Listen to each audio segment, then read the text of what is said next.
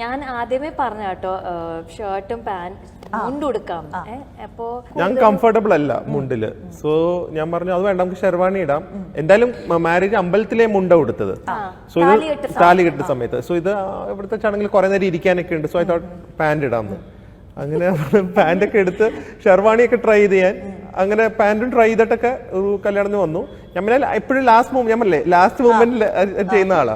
അപ്പൊ എല്ലാരും റെഡി ആയിട്ട് അപ്പൊ ഇത് സ്റ്റേജ് വിളിക്കുമ്പോഴാണ് ഞാൻ ഷെർവാണി എടുത്തിടുന്നത്. പാന്റ് ഇവിടം വരെ ഇട്ടു, ബാക്കി കേറുന്നില്ല. കല്യാണത്തിന് ഞങ്ങൾ ഇവിടെ ഡ്രസ് ചെയ്തോണ്ടിരിക്കുക, ആൾക്കാരെല്ലാരും വന്നു. എല്ലാരും ഞങ്ങൾ മാത്രം ലാസ്റ്റ് വരാനല്ലേ. ഇവിടെ നിന്ന് ഫോൺ വിളി. എനിക്ക് എന്ത് പറയാൻ പറ്റും, പയ്യന് പാന്റ് കേറുന്നില്ല. അവിടെ വെച്ച് ട്രൈ ചെയ്താണ്. അൺഫോർച്ചുനേറ്റ്ലി നമ്മള് കല്യാണത്തിനാണ് എടുത്തത്. അവര് തെറ്റിയ പാന്റാണ് തന്നത്.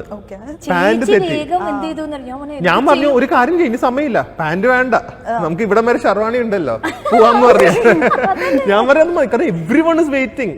കുറെ ഇമ്പോർട്ടന്റ് ഗസ്റ്റ് ഒക്കെ ഉണ്ടായിരുന്നു. പാന്റ് വേണ്ട, എന്തായാലും ഇവിടെ വരെ ഉണ്ടല്ലോ, നമുക്ക് ഇങ്ങനെയൊക്കെ പിടിച്ച് അഡ്ജസ്റ്റ് ചെയ്യാം. ഞാൻ പറഞ്ഞു നമുക്ക് പോവാന്ന്. അതെ, ഭയങ്കര മറ്റേ ഇപ്പോഴും പോയേനെ.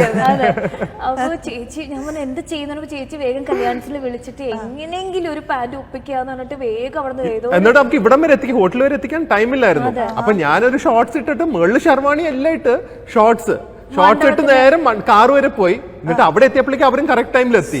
കാറിൽ നിന്ന് ഇറങ്ങാൻ പറ്റില്ല, എല്ലാം മറ്റേ വീഡിയോഗ്രാഫേഴ്സ് ഇരിക്കുമല്ലേ, അടിയിൽ മറ്റേ സാധാരണ ബെർമുടയാണ്. എന്നിട്ട് കാറിന്റെ അകത്ത് വെച്ചാണ് നമ്മള് പാന്റ് ഇട്ടിട്ട് ഇറങ്ങിയത്. കല്യാണം പാന്റ് ഇല്ലാത്ത കല്യാണം ആയാലും സത്യം പറഞ്ഞ. അതിന് പോട്ടെ, അതിന് വേറൊരു കഥയും കൂടി ഉണ്ട്. ഈ കല്യാണത്തിന് അങ്ങനെ പാന്റ് ഇട്ട് വന്ന് കേറിയിരുന്നു. ആദ്യത്തെ ഒരു ടെൻഷൻ കഴിഞ്ഞു. അതിന്റെ ഇടയിൽ ഈ ചെറുക്കന് നമ്മള് ഡ്രസ്സ് കൊടുക്കുമല്ലോ, മണ്ഡപത്തിൽ വെച്ച് പെണ്ണിന് സാരി, ചെറുക്കന് ഡ്രസ് കൊടുക്കുന്നുണ്ട്. നമ്മള് മുണ്ടും ഷർട്ടും അങ്ങനെ കൊടുക്കുന്നുണ്ട്.